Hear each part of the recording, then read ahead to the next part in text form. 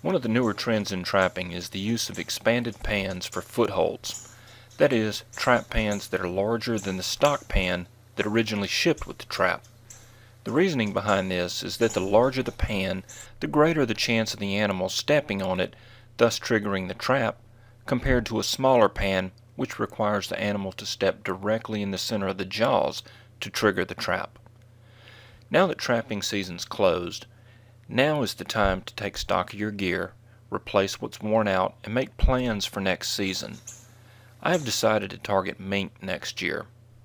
I've got a dozen Duke 1.5 coil springs that I don't use very much, and I want to use these for my mink footholds next year. I recently ran across Wild River Traps. They sell expanded pans for 1.5 size coil spring traps. I decided to give them a try, and I'm glad I did. A dozen pans cost $20.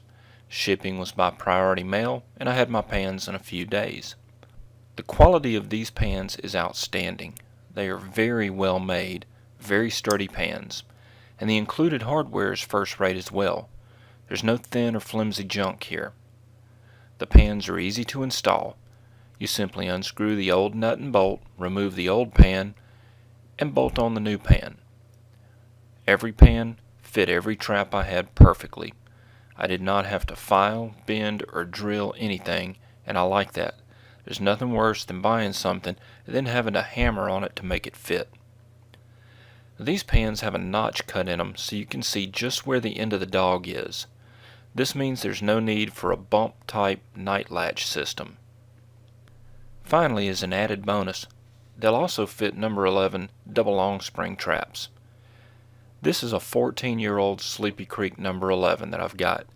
There's no telling how many coons, rats, and possums this trap has caught.